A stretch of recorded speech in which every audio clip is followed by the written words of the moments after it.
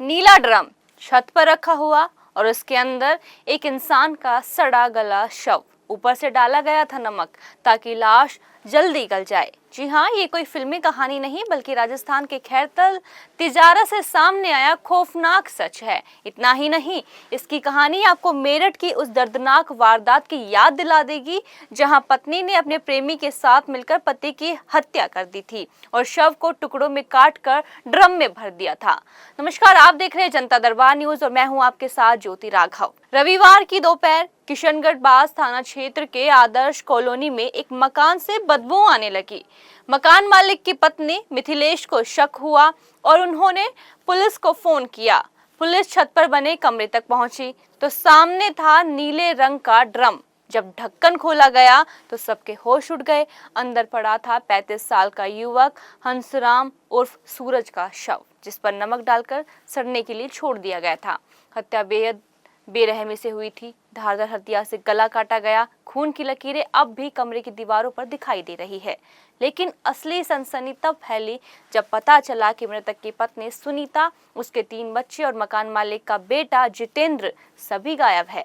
दरअसल हंसराम उत्तर प्रदेश के शाहजहांपुर का रहने वाला था। 1.5 महीने पहले ही वह पत्नी और बच्चों के साथ किशनगढ़ बास में एक ईंट भट्टी पर काम करने आया था। रहने के लिए उसे छत पर बना कमरा दिया गया और यह कमरा दिलवाया था मकान मालिक के बेटे जितेंद्र ने।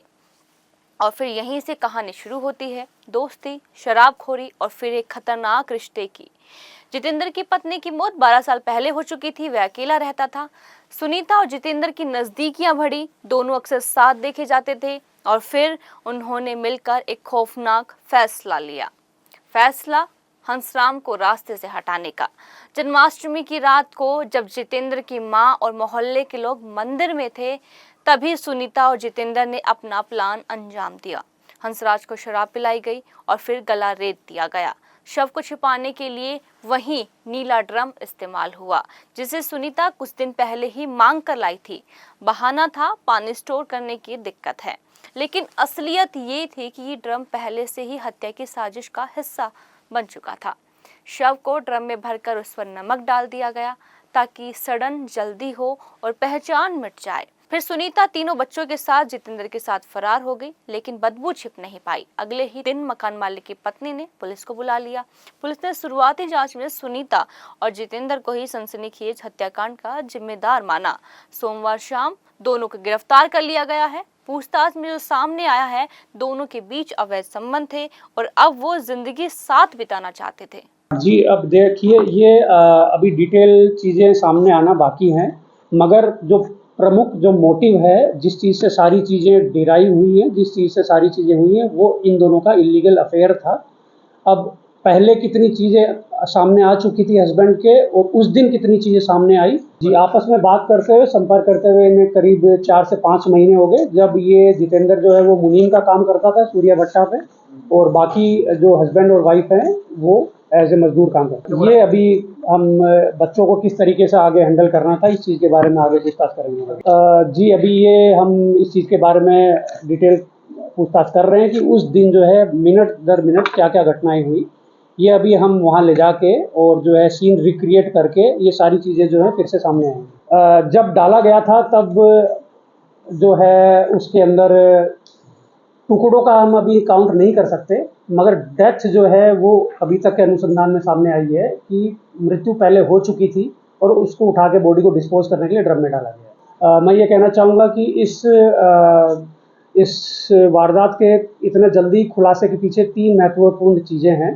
पहली चीज़ जो है, हमारी पुलिस जो है वो काफ़ी जैसे इन्फॉर्मेशन मिली वो बहुत जल्दी एक्टिव होगी और सभी ईंट भट्टों पे मोबाइल की CDRs वगैरह, किन से बैठना था, किन से उठना था, इन सब के ऊपर काम करने लगे। मगर फिर जो 2 पहलू हैं उनके ऊपर मैं आपका ध्यान केंद्रित करना चाहूँगा। पहला है मीडिया की तरफ से दिखाई गई सेंसिटिविटी।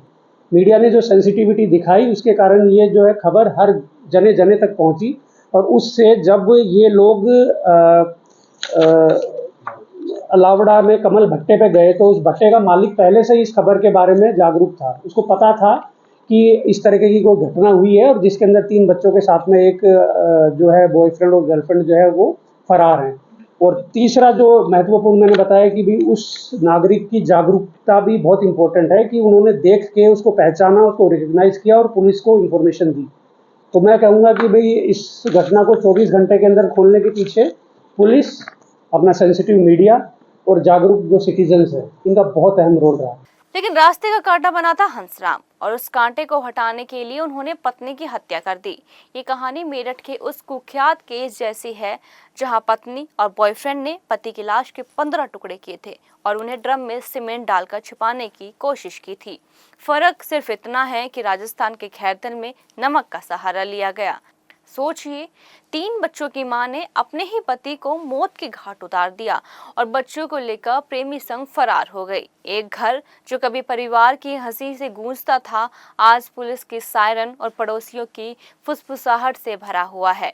ये सिर्फ एक हत्या नहीं, ये सवाल है समाज के टूटते रिश्तों का, लालच का, हवस का और उस बेरहमी का जो इंसान को इंसानियत से दूर ले जाती है। आज राजस्थान का ये नीला ड्रम मर्डर केस पूरे देश को हिला रहा है, लेकिन असली सवाल ये है, क्या हम सिर्फ एक वारदात पर सनसनी बनाकर चुप बैठ जाएंगे या फिर समाज से ये सवाल पूछेंगे कि क्यों बढ़ रही है ऐसी वारदातें, क्यों रिश्ते खून से सने ड्रम में खत्म हो रहे हैं।